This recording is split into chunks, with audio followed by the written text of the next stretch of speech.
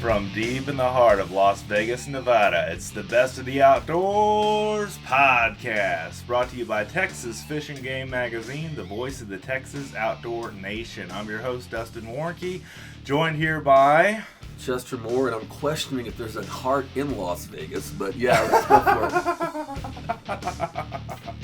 There's a deep heart in Texas, but I'm not sure about Vegas, man. I'm playing off my words. I know it. I open the show with every single show. I got you.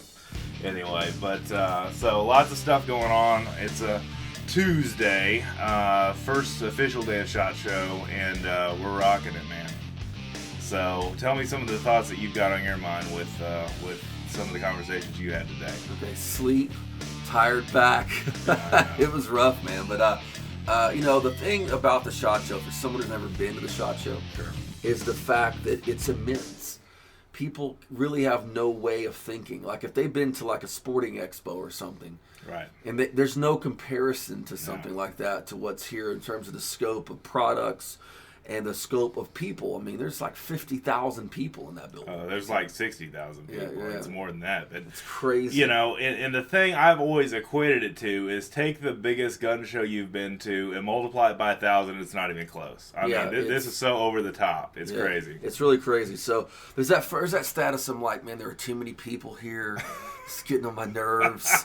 But you've done this for 10 years, though. Yeah, I've only done it for 5. I said that the first year. And I'm like, it's too many people. But, you know, once you get past the sea of people, you see some really interesting products and stuff, you know. And that's and that really is what it's about. Mm-hmm. The first day is almost always, because we come here to work, so a lot of what we're doing is meetings and things. But between those meetings is trying to just look at some really cool product and try to. I haven't found a theme kind of for the show yet, you know. Kind of the new innovations, but I'm sure by Thursday it'll come together. But I saw some pretty neat stuff today, and I tell you what, if you are a gun nut or if you are just someone who loves to hunt and loves the rifles and ammo and everything, this would be the place you would just dream to be. Sure. Yeah. No, for sure. So the coolest thing I've seen so far. And I'm going to blog on this. I'll have all the details of the product name, but I'll just give you the tease, is a game camera with antler recognition technology. Oh, my goodness. Yes. Such a thing exists. Yes, and what it does is I sat down and talked with this guy a while. We're going to be blogging on this at fishgame.com with more details and stuff. Sure. Is you set a game camera out or multiple game cameras on this platform, okay? Let's say you have a deer lease and you have 5 cameras out, okay? And they all will send a message. They'll upload it like to a cloud, right? And you go into an app or a computer on your PC, and you look into your game cameras, and you'll have a list of bucks. It files them in buck folder. Whoa. Or just if there's just deer, you know, with does on it. And so all the bucks will show up in a folder, so it files out the bucks. Okay. So you don't have to sort through 10,000 pictures of raccoons. Right. Like we get in Texas. This guy from Ohio, wherever he's from, was saying, well, they get more coons than anybody. I said, let me tell you something. Until you've been to a South Texas or East Texas deer feeder, you have never seen coons. I was like, we got coons the size of Kong. Dude, they're huge, man. That's for sure. You know, I had a friend of mine sleep out in Big Bend, right? And her and her husband were in the back of a pickup truck sleeping under the stars in Big Bend on an air mattress. And they messed up, and she left like a granola bar piece by her. She wakes up, and there's a coon, you know, right next to her eating the food, and it kind of scurries up by her feet.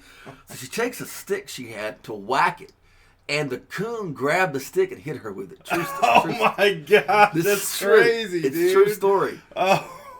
So we got the best coons, but it filters all that out. And here's the other cool thing.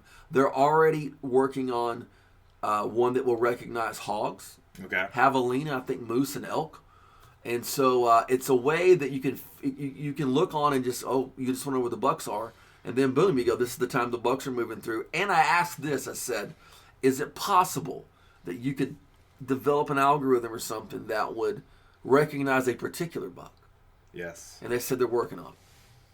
Wow. So I thought that was pretty dang cool. That is cool. Will you tell us what company or no? I don't have the notes here with me. All right. But I've been working on I've been working on a blog for him, and I don't want to get all the details wrong on the stuff here, but I promise you, fishgame.com, by the end of the week, you're going to see this. Right. You're going to see this. It's really, really cool. No, but I sat there and talked to the guy for 15 minutes, and he walked me through the program and showed how it works. It was incredible. Oh my gosh. Yeah. It's amazing. Did you see anything that kind of rocked your world? I did, but since you're tired, I'm not going to go through all of it. Was it a paintball gun? It was not a. Okay. It was not a paintball gun. Explain the paintball thing, because I wanted to bring this to our listeners, because I laugh so hard my ribs hurt every time we talk about this. All right, so I have a pretty snarky sense of humor, and yes, you do. You know, and I'm walking around the show going, you know, I love our military. My dad was a military man. My dad was a military man. But I'm not real big fans of some of the folks who act like military men who probably weren't even Cub Scouts. Yes. I'm thinking, you know, Molon lame. You can't get Purple Hearts for paintball. For paintball. I love it. That's great. So I respect our military service people, both men and women who didn't serve, no matter what service, whether it's the Coast Guard or whether it's the Navy SEALs. Right. But I'm not real keen on some of the guys who never made it past Cub Scouts and are more military than Rambo. There's more tactical gear here than Carter's got liver pills, It's man. crazy. I mean, the law enforcement stuff is really cool, and I get that, and those are the men and women that are protecting us and all of this stuff, but the amount of tactical gear is off the chain. I think there are more tactical boosts to show than there are police in America. It's crazy. That probably wouldn't be that far from the truth. It's really. crazy. I mean, it is crazy. Yeah. We're talking rows and rows. But you can't see the end. We got to keep in mind this is a global show, though. Yes, it is. So I saw a guy from the IDF today, the Israeli Defense Forces. Here, I saw some German military, here, and so it really is a global show. Yeah, it is. But and getting past the snarkiness and having fun. I know. Did you see any particular product that I kind of want to hear what you saw? So yeah, the one thing that caught my eye, and I'll talk about the rest of this after you go to bed because I know you're tired. Yeah, I know. I'll talk about the rest of this on the show when you go to bed. But Hyskore, they're one that I wrote an article about, a blog post about. Hyskore, Hyskore. They make shooting products, and basically what they have done that I wrote about recently was the degreaser, which is a small parts tank that you take all of your AR pieces and all your pistol pieces or whatever and put them in there, and it's got a little tray. It goes up and down, and basically keeps your stuff where you can clean your parts without having to lose everything, or losing in a sink or whatever the case may be. Use your solvents and that kind of stuff. But they made something they call the Range Hound, and it is a target system that uses T-posts. What redneck in Texas does not have T-posts, Chester? Everybody. And I walked up and I was like, this is flipping brilliant. And the guy continues to bring the ingenuity to his his brand, and it literally is one T-post across and 4 T-posts in a this is hard to explain on a podcast, I know, but it's 4 T-posts holding up one T-post that basically you hang a chain from and hang a target. He's showing you with his hands. Yeah, I'm showing you. Yeah, thank you, Chester. But it's one of the most. Wow. I mean, to use something that every guy's got that owns land as T-posts.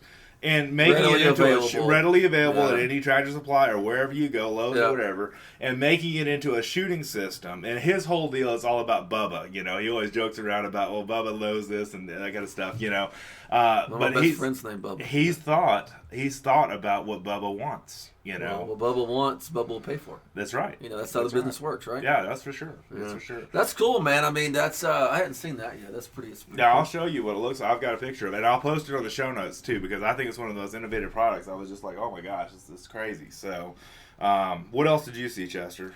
Well, man, walking around the show, I didn't get a chance to look quite as much as some of the hunting component stuff. That I'm trying to get some of that tomorrow. Sure. I saw a lot of rifles today, and CZ had an amazing 22 with a suppressor built into it. Integral suppressor. Yeah, integral suppressor. We talked about those yesterday when for like $400. Oh my gosh. Yeah, for like $400. And this was a pistol? No, it was a rifle. A rifle. Okay. Yeah. And I'm like, dude, I mean that's just, You know, I mean, that's like the price. You know, that's like the price of like your average 22. Right. You know, a good quality brand. You know, so I thought that was pretty amazing to see something not only that is really so cool if you're into varmints, hogs, and stuff like that, but also that was just so cheap. And they make great stuff, you know. So I was very much impressed with that. All right, here's the picture. I'm just going to show you. This is what this looks like. 4 T-posts holding up 1 T-post.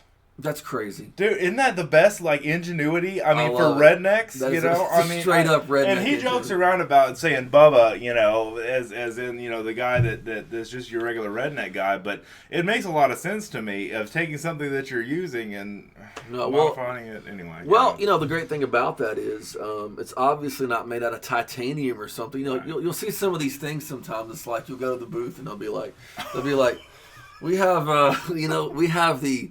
You know, adamantium, we know what made Wolverine's claws out of device today. And why do we make it out of this? Well, because it's made out of adamantium. Can you tell me how it helps me? No. Well, why am I paying like $4,000 for something that would cost $400? Yes. You know? But when you see something like that, you go, that guy's just trying to make something that works. Yeah. That's utilitarian. That's totally, you know, something that makes a lot of sense. So, I mean, that's the kind of stuff, this is the kind of innovations I look for as just your common man stuff that really takes something and does some ingenuity to it. And there's one of the agencies that I met with today that I wanted to bring this up on the show. You know, there's been a bit of a downturn. Some people call it the Trump slump, or it's political, it's whatever. Some of the buying has slowed down in sporting goods with hunting and fishing stuff recently within the last year or so. Especially Phil, telling me we need a boogeyman out there? No, we don't need a boogeyman out there. But the agency head, the agency that I met with today, said, you know, there's 2 things. There's value and there's innovation. Companies that come up with value and innovation are going to survive anything. And that's what's going to really win people over that come to SHOT, you know. And I think that's definitely a good theme or consideration or trend or whatever. It's the guy who wants to be the marathon runner versus the one who wants the 100-yard dash. Right, the sprint, you know? Exactly. Yeah, so I think that's really cool that there are, you know, because there's I haven't been there.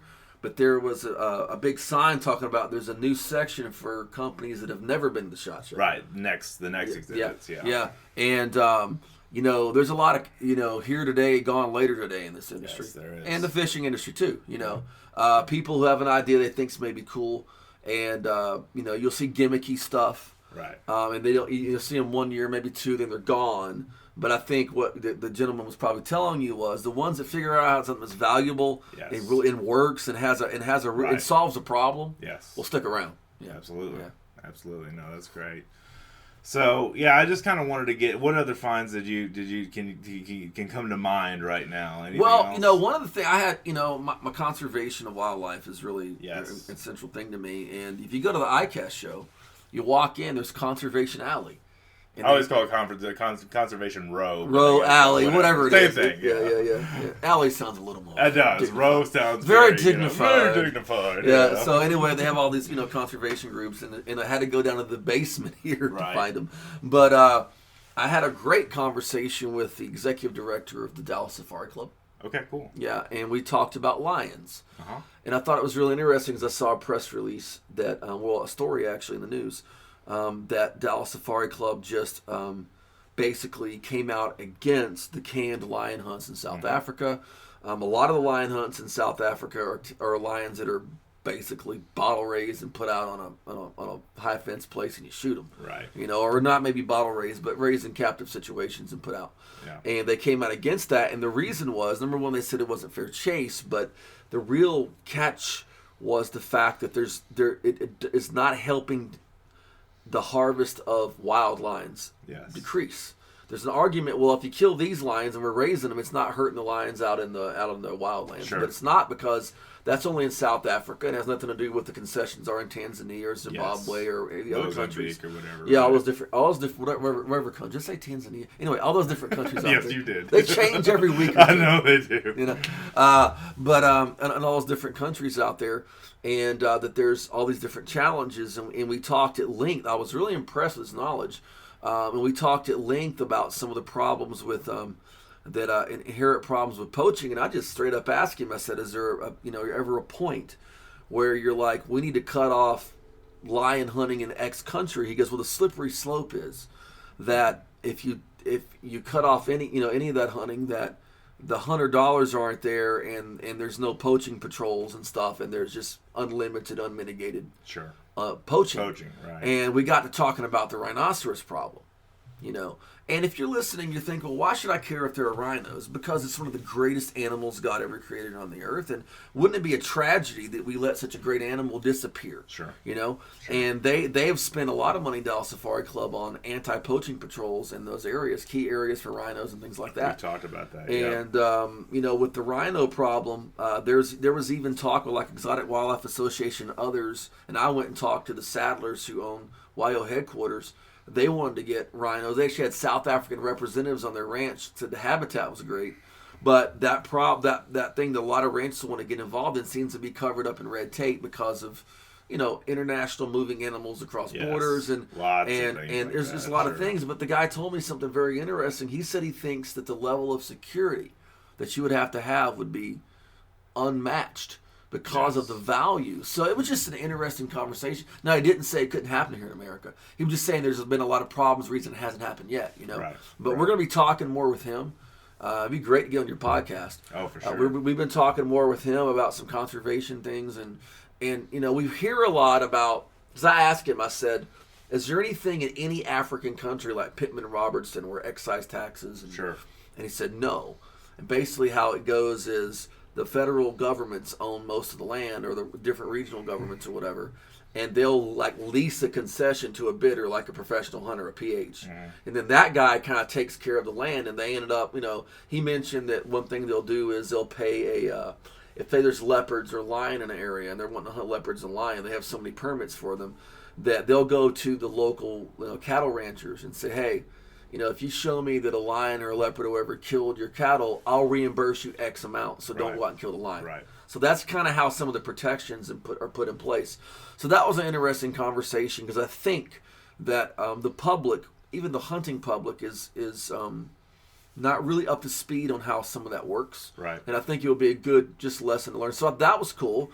And I talked to someone today with, and I don't remember the exact name. They're all about upland bird conservation, and they were talking about the challenge of quail, and that Texas has had a boom quail couple because of the wet years we've had. Right. But that they're starting to do some habitat work in Texas on quail.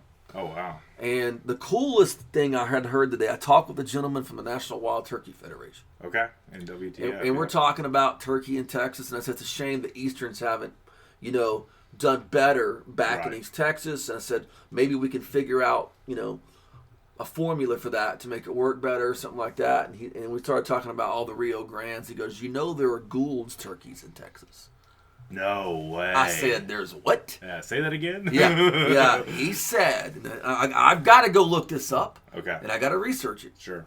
But he was hunting, he said literally you could walk across a hill and it was Mexico. Right. It was real Trans Pecos. Okay. Right. And he said that they saw Gould's turkey on Texas soil. Which is the biggest species of turkey? Yeah. Am I correct about that? Yeah. And one you typically only go to New Mexico, Arizona, or Mexico. Yeah, in Mexico. Right. Because they're not part of the slam. They're part of that Grand Slam. Right. Because you got the Merriams, you got the Osceola, you got the Rio, and you got the Eastern. Eastern, yeah. So that's the one, the exotic one. There's two of them. There's the Oscillated maybe, or whatever that one is, the real bright looking one, the peacock looking one. Yep. And then you got the Goulds. So we're working on a story on Gould's turkeys in Texas. So I thought that was just cool from a hunter perspective. Cool. Yeah. Wow, that is. And I promise you're not going to listen to a SHOT Show podcast that talks about Gould's turkeys in Texas unless you listen to Dustin's. That's right. Thank you. Oh, that's awesome. Well, I don't want to take too much more of your time. I will do a wrap-up of some of the stuff that I saw today, and we'll get back on this tomorrow if that's all right with you. I would like to say one thing. It was really interesting today. And I noticed it last year, but it seemed more prominent this year. Like I'm walking by the NRA's gigantic, booth. They have this really huge display with a lot of different facets. Yes. And I'm looking at different people, and I'm seeing a lot more different faces in promoting the Second Amendment and content. You'll see, oh my God, you see African American people, which, I'll be honest with you, you did not see that until recently in the sporting industry. No, there were plenty of African American shooters and hunters. You just didn't see them on magazine covers and NRA ads or whatever. Now we're seeing more of that. Whatever, like Dana Lesh, different people up there, more women speaking out, people of different demographics and nationalities and religions and things like that. So I thought that was and I even saw it more in the advertising in other companies. Yeah. Like I would see that. So I'm going to give, because I saw it last year with the NRA, and I want to give the NRA kudos for that, because I think it's spread out where I'm seeing more of that. I think it's awesome and incredible that, look, we can have, I don't care who the guy's purple, if they're a good human being and they support conservation or support the Second Amendment. I think it's cool that it's no longer just Anglo-Saxon dudes. Right. And I was just going to say that. It doesn't always have to be white guys that are the it was usually some old, unattractive white guy. Right. You know what I mean? A grumpy, angry white guy. He's up there, he's shaking his fist. And, he's mad. And now it's a dude with like sleeve tattoos. And I noticed a few of those where they had the ad where you couldn't even see the guy's face. He's in camo.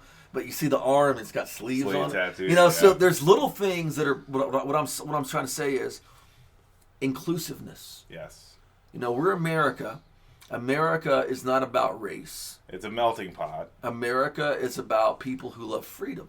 Right. And every single race, every creed deserves freedom and loves freedom, and we're all God's people, man. I'm a follower of Christ, man. We're all God's people. I mean, I worship a Jew. Yeah. That's an ethnic minority. Right. Right? And so never looked at it that way before. Yeah, man. Right. That's what it came as, an ethnic minority, Yeah, that's right. But I think it's amazing that we're finally seeing the industry get, and I'm not saying there was racism in the industry. Sure. I'm just saying that the old guard's changed on that issue. Right. And I think what will happen in the future is, I'm not going to say it's going to grow the industry, but I think it will stave off decline. Yes. Because we're reaching out with a bigger umbrella and bringing more people in. Which is one thing you and I have talked about ad nauseum on this podcast, is about hunting and shooting and the Second Amendment being inclusive to other people besides just the, old angry white guy, mean, and just, or the Anglo-Saxon, whatever the case you want to say. I mean, I've always been about, and again, I talk about this darn near every podcast, reaching across the aisle to that single mom, reaching across the aisle to, somebody that's less fortunate, that never had an upbringing with rifles and just starting them off right, I told the gentleman from Dallas Safari, I said, I really don't care about the opinions of hunters. And I don't care at all about the opinions of animal rights people when it comes to policy and things. But I do care about the person in the middle. Right. Because those are the votes that count. 10% of us love it, 10% of us hate it. Is the 80%. Those are the people They're on the fence that you can reach. Yep. Those are the ones that pay. When I say I don't care about the opinions of hunters, I mean like this guy's already going to believe what he believes. Right. The animal rights people you never convince. They're already off on But the ones on the fence are the ones, and those on the Second Amendment side, I think we've made tremendous headway. Despite tragedies like Mandalay Bay here. Sure. Heart-wrenching to drive down the road and see that. Yeah. Absolutely. But on the conservation side, we definitely need a lot more people in that tent. And we may never convince them to pick up a shotgun, go shoot some mallards and join DU.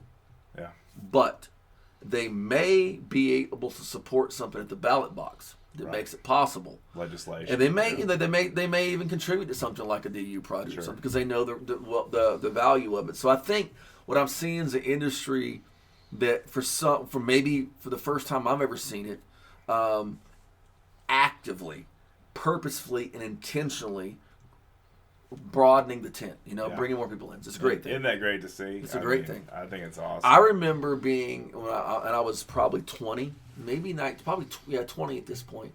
I just had a newspaper column, and I was trying to harass every magazine to publish me. You did that too. That's how you got a hold of us. I know. That's how I got a hold of you. Me and Dustin have something in common. We were harassing people. That's right. But I remember going to it was a hunting show in Beaumont, and this guy was doing a venture. It was weird. He had like a ventriloquist thing in his booth, and he was kind of talking and whatever. And I walked by the booth, and I had my long hair or whatever it is. We don't serve rock and roll long hairs in a hunting show. Wow. Yeah. Yeah, so we've come a long way from we don't serve rock and roll long hairs. Yeah. To having guys with sleeve tattoos on and right. And having people of all races and a lot of women involved and things like that. Yeah. So I think that's a great place to be. The quote unquote minority is becoming more of a majority as far as I think that what we need to do is make the idiots the minority. That would be ideal. Let's just make idiots the minority, in whatever category of idiot they are. Let them be the minority. Exactly. If you're someone who thinks it just needs to be about, old angry white guys, you're an idiot. If you think that I shouldn't own a gun to defend my family, you're maybe even a bigger idiot. So we'll put them all in one little tent together and let them slug it out, baby. Just come on out. Hey, we'll go to the arena down the road and let them slug it out and sell tickets, man. Raise money for DU or NRA. Conservation. Yeah, there we go. Yeah, that was great. So, all right, Chester, thanks so much for joining us. All right, thank you. Well, we had a lot of fun with Chester this afternoon or this evening, whichever you may call it. It could be early morning when you're downloading this because this is just crazy, man. SHOT Show is just one of the wildest times of the year for us because this is my favorite show. It's not Chester's favorite show, I don't think. I think ICAST is his favorite show, but I just go hard in the paint with this show, and this is the first year that I've brought the podcast live to the show. But really, really love the companies that I visited today, and I wanted to kind of record a second half of the show of some of the stuff that I saw, aside from what I mentioned with the Hyskore Range Hound. The product they came out with before the Hyskore Range Hound was a Hyskore Target Hound, and that is just a really cool product. It's basically two T-posts that go into a base, and you can mount a paper target to. And again, it's using things that we commonly have around our vicinities. T-posts, if you live in Texas, I mean, most likely you've got some in your garage. I know I've got some in mine for, staking a tree or, any number of things you can use a T-post for. But using that kind of thing, I think is a great innovation, as I talked about earlier. So another company I visited with today that I learned some stuff from was Sentry. Live to Protect is their motto, and they are big into a wide variety of backpacks and hunting packs and those kind of things, as well as Scopecoat, which they purchased a few years ago. And I got to talk to Jared Cox, who's their customer service guy, and he's pretty easy to talk to on the phone if you give him a call.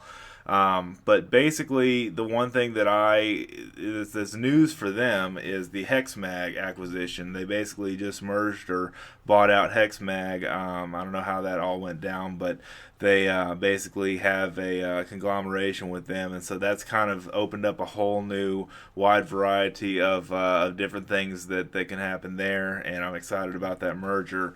The other thing that I thought with their packs, this is really cool, is called 1080 technology versus Molly webs. If you have a tactical backpack of any kind, and a lot of us in the outdoors do, this is a webbing material. It's not like Molly web where you have to have it. It's hard to explain this on a podcast, but it's not like Molly web.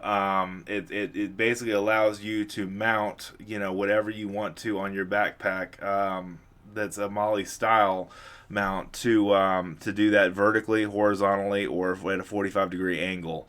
And that's pretty cool technology that they have in their packs and backpacks and the soft packs like that. Is that 1080 technology. So I wanted to definitely bring that up because it allows you to do a little bit more than you can with a Molly bag, with a Molly pack. And so I wanted to definitely bring that up.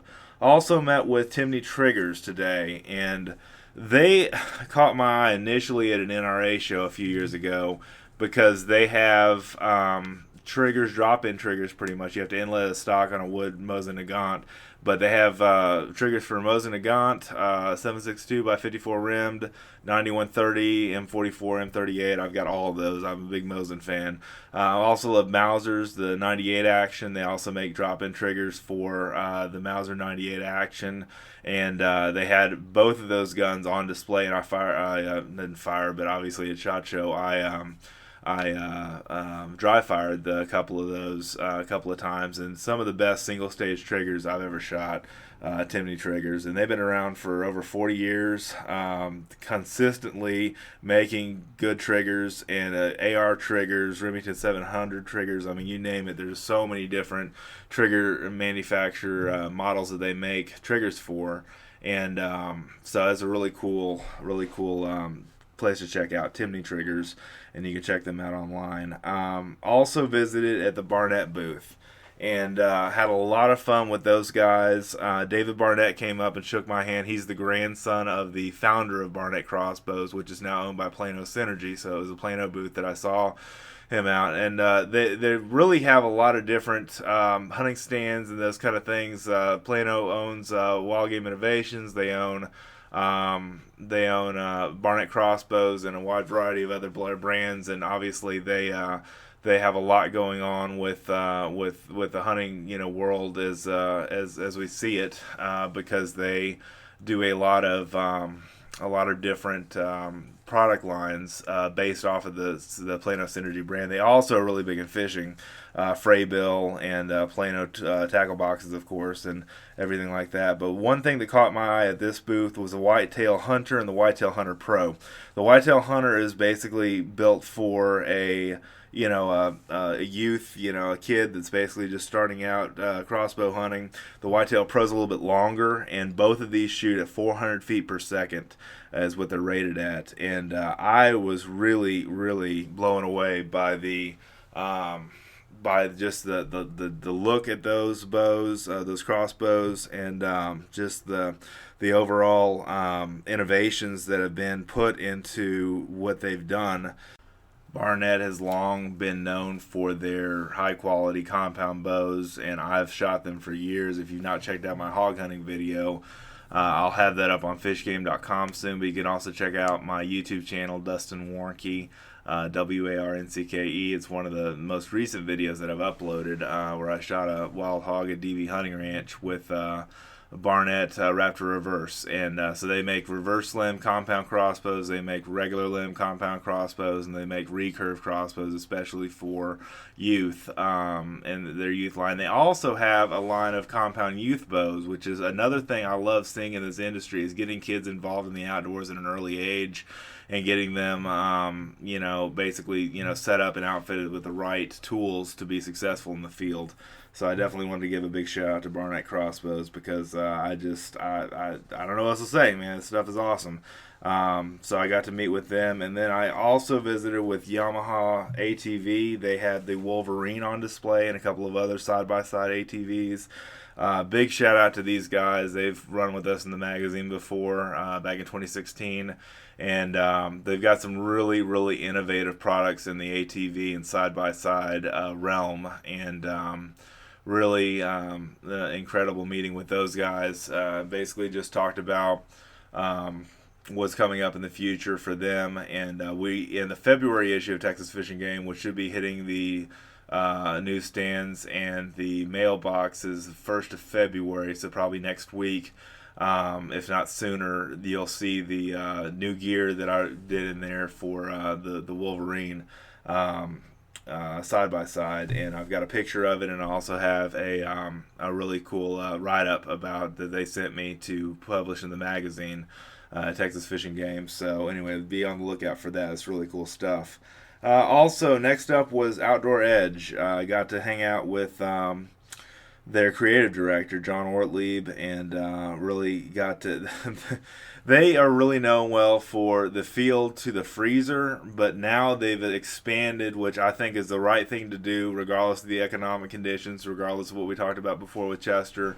When everything else is contracting, that's my opportunity to expand in life, and they've done that well. So they've gone from field to freezer to field to table, and they came up with a new product called the Grill Beam, and spatula tongs, basically, is what it is, a combination. It has a flashlight and a bottle opener integrally built into the spatula tongs that they call the Grill Beam. And I think it's one of the coolest kitchen tools I've seen, or as far as grilling tools go.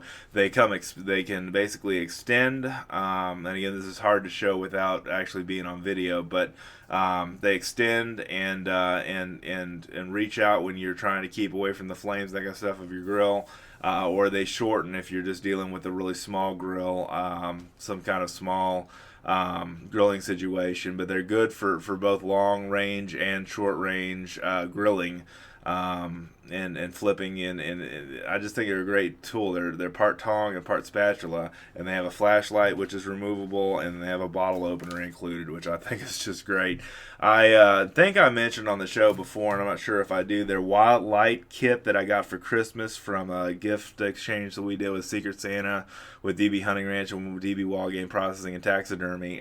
Big shout out to them for that, because my Secret Santa got me a Wild Light set, which has a caper, it has a skinner, and has a boning knife, as well as gloves and a sharpener. And it is just about everything. I mean, they call it light because it's not their full, game processing kit, but it is just really amazingly awesome stuff to have something you can carry around in your case. It's in a case, so you can carry it around in your backpack, which is what I've been doing with it lately, and I've been using it on a lot of my recent hunting adventures out in for whitetail and for hogs both. And the skinning knife has a gut hook built into it, so you've got everything you really need to field dress a deer, field dress a hog, whatever kind of big game that you're after. Even for small game chores, I think it's a great knife set. So that's 3 other knives and a sharpener and some gloves, and obviously you can replace the gloves with your own gloves, but that's really cool. I've owned a Razor Light, I believe is the name of the their original knife that they came out with. It has the replaceable razor blades. I talked about that a little bit on the Sunday night podcast to Monday podcast that we did a couple of podcasts ago, and man, that thing is awesome. The replaceable blades are really easy. If they don't get gunked up real easy, you can wash them out and clean them real easy after you remove the knife insert or the razor insert, and they keep their edge real well. And I've got a lot of good things to say about the Outdoor Edge innovations, so be sure to check those guys out online. I'll try to put a link in the show notes, or at least give the name of the company to remind you to go check them out. So the other one that I met with was Crosman Air Guns. They recently acquired Laser Max, and this was a pretty good acquisition because Laser Max is one of the top companies for laser sights for handguns and for other applications, but mainly for self-defense and target shooting and those kind of things. Laser Max has been kind of a leader in that industry, so that's an exciting thing. What caught my eye, it's getting late here, the Benjamin Marauder Fortitude, which is their new 22 caliber regulated PCP rifle. It shoots 80 shots on one fill at 850 feet per second. I think I'm right on that. Don't quote me because it's getting late here. But I own one of the original Marauders that was in 25 caliber. It's got a rotary magazine in it, a rotary clip, I guess I should say, would be better terminology to use. But really impressed with the Marauder. My father uses it now to hunt squirrels and raccoons and varmints and pests and stuff like that on his ranch in Oklahoma. And I wrote a review about this gun before on Mac and Prowler's website, macandprowler.com. You can check it out, but I think it's something to be said when you get 80 shots on one fill of a 22 caliber PCP air rifle. That's pretty impressive, and the price point on that's really nice too. The one thing that really caught my eye about what this company is up to is their crossbow line, which is the Centerpoint brand of crossbows. Now, these are relatively later comers to the market than Barnett or Excalibur and either of the ones we've talked about on their show. They came on the scene, I want to say, about 3 or 4 years ago. And Centerpoint is known for making a very good crossbow for a very low price. And they have an example of that today was the Mercenary, which I believe runs at 370 feet per second. And they have a $299 package and a $399 package.